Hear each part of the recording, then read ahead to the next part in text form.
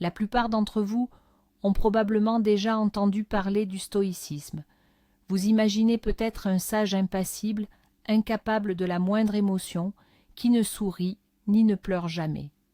Aujourd'hui, nous allons tordre le cou à ces stéréotypes.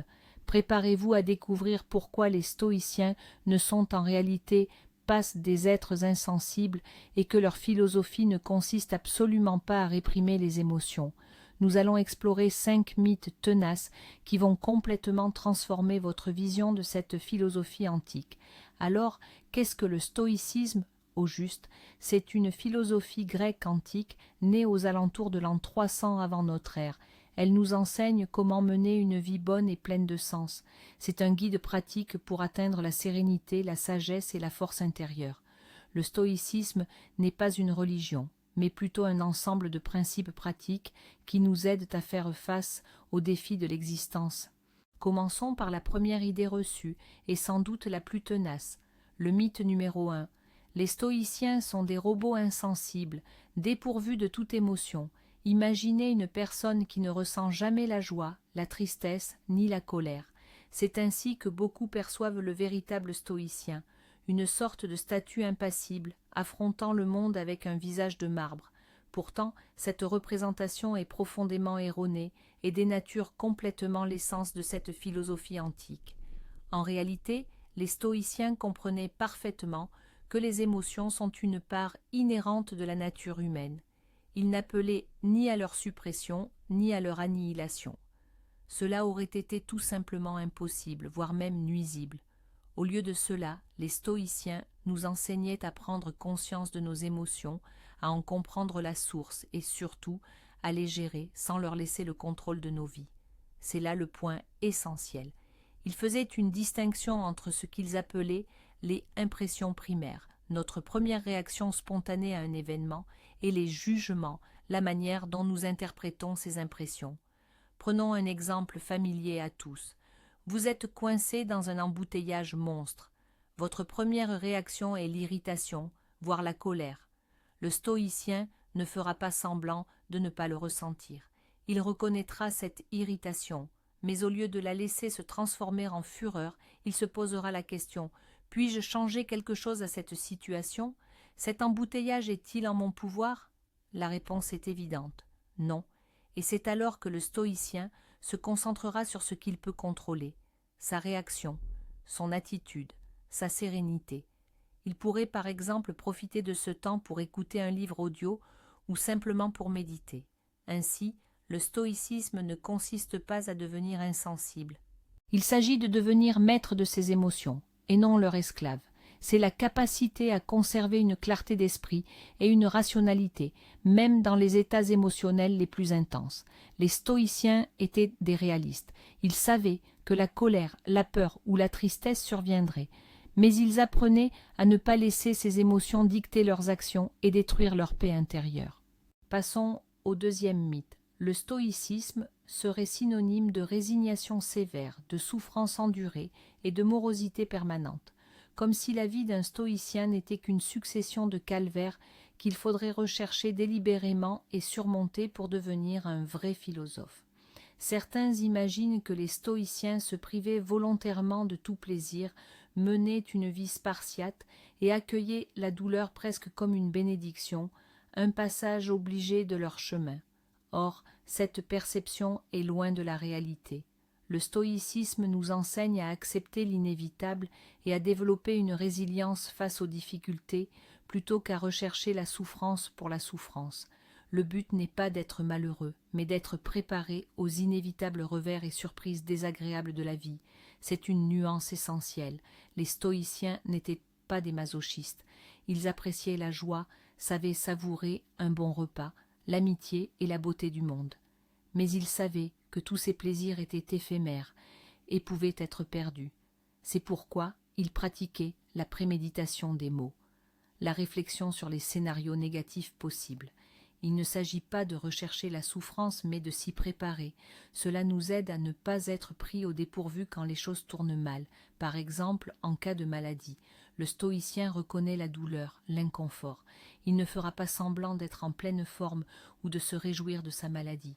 Mais il ne la laissera pas briser son esprit, ni sombrera dans l'autoflagellation et le désespoir.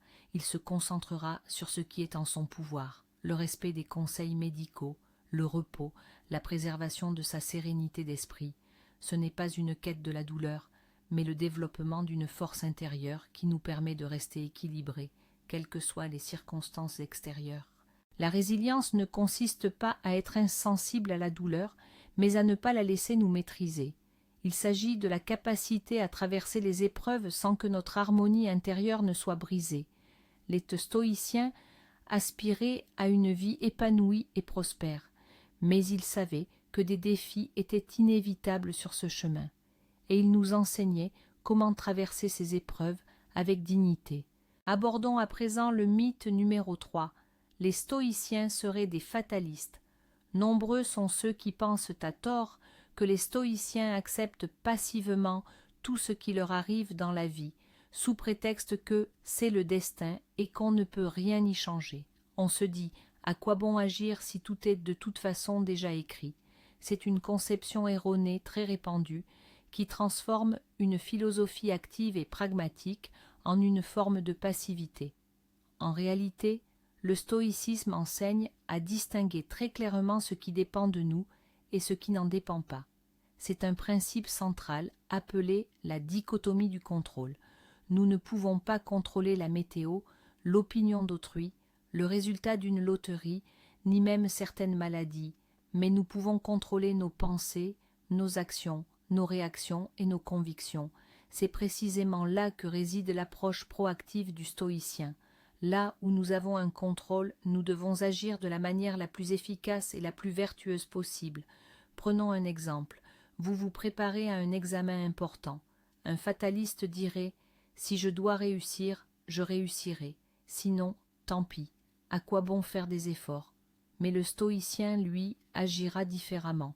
Il étudie avec assiduité, révise la matière, dort suffisamment, c'est-à-dire qu'il fait tout ce qui est en son pouvoir pour se préparer au mieux. Cependant, si après tous ses efforts, il obtient malgré tout une mauvaise note, par exemple, à cause d'une maladie le jour de l'examen ou d'une question injuste, il ne sombrera pas dans le désespoir. Il acceptera le résultat, car il aura fait tout ce qu'il pouvait, et l'issue était hors de son contrôle.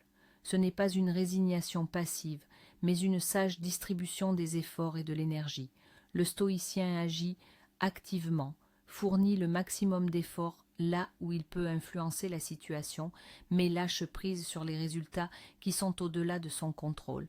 Cette approche permet d'éviter les angoisses et les déceptions superflues, tout en maintenant la motivation à agir. Le fatalisme est une inaction. Le stoïcisme, c'est une action rationnelle et déterminée, associée à l'acceptation sereine de ce qui ne peut être changé. Le quatrième mythe veut que le stoïcisme soit une doctrine égoïste, uniquement centrée sur la tranquillité personnelle et indifférente à la société. Certains s'imaginent qu'un stoïcien, absorbé par son monde intérieur et son perfectionnement personnel, deviendrait insensible aux problèmes d'autrui et se désintéresserait de la vie publique. Cette perception est non seulement erronée, mais elle contredit aussi totalement l'esprit de la philosophie stoïcienne. En réalité, les stoïciens exhortaient activement à servir la communauté et estimaient qu'une vie vertueuse était inconcevable sans une participation active à la vie de la polis, c'est-à-dire la cité-État ou, en termes modernes, la société. Ils croyaient en l'idée de cosmopolitisme selon laquelle nous sommes tous des citoyens du monde, les membres d'une seule et grande famille humaine. Le véritable stoïcien est pleinement conscient de ses responsabilités envers autrui. De nombreux stoïciens éminents furent des acteurs sociaux et politiques majeurs. Prenons Marc Aurèle. Il n'était pas seulement un philosophe, mais aussi l'empereur de l'Empire romain, portant sur ses épaules l'immense responsabilité de millions de vies. Sénèque, lui, fut conseiller impérial et un homme politique influent. Ces hommes ne se sont pas retirés du monde. Au contraire, ils s'y sont plongés, cherchant à y apporter leur contribution et à œuvrer pour le bien commun. Le stoïcisme enseigne que notre bien-être personnel est intrinsèquement lié à celui de notre entourage. le développement de vertus telles que la justice, la compassion, la bienveillance et la générosité est une partie intégrante du cheminement stoïcien. Le stoïcien ne vise pas uniquement sa propre sérénité, mais aspire à devenir la meilleure version de lui-même, et cette meilleure version se manifeste naturellement par une sollicitude envers autrui. Il ne s'agit pas d'égoïsme, mais d'une profonde compréhension de l'interconnexion entre tous les êtres humains.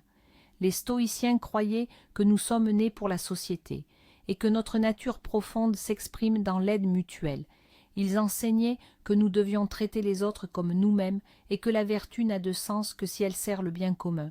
Ainsi, le stoïcisme est une philosophie qui encourage activement la participation à la vie sociale et la compassion, plutôt qu'un repli sur soi. Et enfin, le cinquième mythe, le stoïcisme serait une religion stricte et dogmatique, ou un ensemble de règles rigides à suivre aveuglément, sans poser de questions.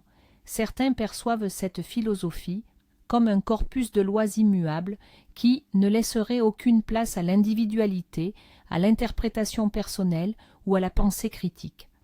C'est sans doute l'une des idées fausses les plus regrettables, car elle ignore complètement le caractère pratique et la souplesse du stoïcisme. Le stoïcisme n'est ni une religion ni un dogme. C'est plutôt un ensemble d'outils pratiques, de principes et d'exercices que chacun peut adapter à sa propre vie et à ses propres circonstances. Il ne requiert pas une foi aveugle ni une adhésion rigide à toutes les prescriptions sans réelle compréhension. Au contraire, le stoïcisme encourage activement la réflexion, l'introspection et l'application autonome de ces principes. Vous n'avez pas l'obligation d'être un stoïcien parfait en suivant à la lettre chaque parole des philosophes antiques. L'idée est de puiser dans cet enseignement les idées et les méthodes qui résonnent avec vous, celles qui vous aident à mieux gérer les défis de la vie, à développer votre caractère et à trouver la paix intérieure. C'est un système très souple, qui a évolué au fil des siècles et qui reste pertinent justement grâce à sa formidable adaptabilité.